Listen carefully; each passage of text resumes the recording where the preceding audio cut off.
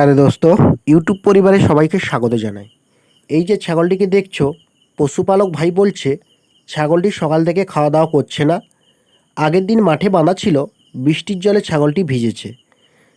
পশুপালক ভাইকে আরও জিজ্ঞাসা করলাম 48 ঘন্টার আগে পর্যন্ত ছাগলটিকে কি কি খেতে দেওয়া হয়েছিল। সব কিছু শোনার পর আমার প্রাথমিক ধারণা ছাগলটির জ্বর হয়েছে। তাই থার্মোমিটারের সাহায্যে বডি টেম্পারেচার চেক করে দেখলাম, বডি টেম্পারেচার এসেছে 104.4 ডিগ্রি ফারেনহাইট। এরপর ছাগলটির মিউকাস মেমোরিয়াল চেক করে দেখছি। মিউকাস মেমোরিয়াল চেক করে দেখার পর এরপর ছাগলটির অ্যাসিডোসিস বা অ্যালকোলোসিস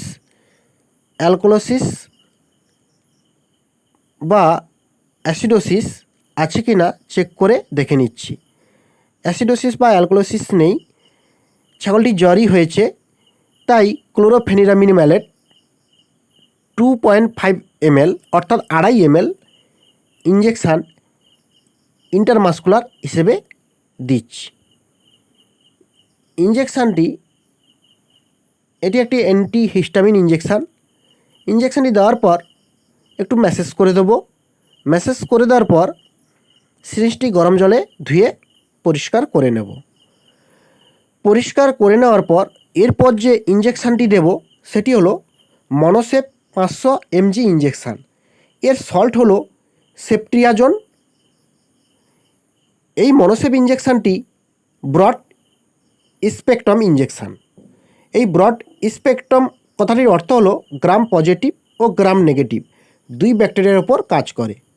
এই মনোসেপ ইঞ্জেকশানের একটি স্টেরিল ওয়াটার ও পাউডার ফর্ম থাকে। স্টেরিল ওয়াটারটি নিয়ে পাউডার ফর্মে মিশিয়ে দিয়ে আমি একটু হলিয়ে নেব।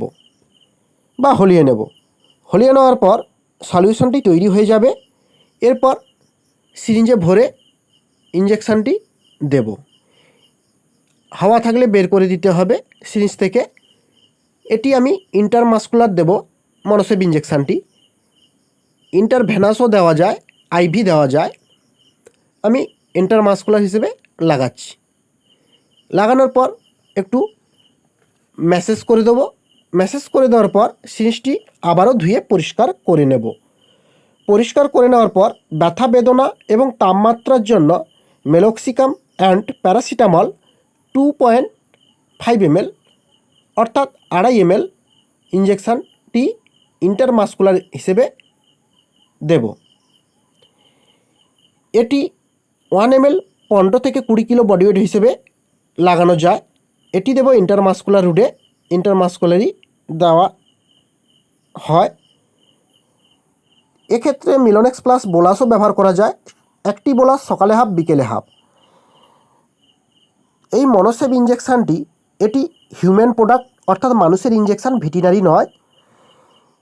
25 থেকে 30 কিলো বডি ওয়েটের মধ্যে হলে 500 mg ইঞ্জেকশান দেব। 30 থেকে বেশি ওজনের হলে তখন 1 গ্রামের দেব। এটি খুব ভালো অ্যান্টিবায়োটিক। তবে বন্ধুরা, এই ভিডিও দেখে কেউ ট্রিটমেন্ট করবেন না, ভেটেরিনারি ডাক্তারের সাহায্যে ট্রিটমেন্ট করবেন।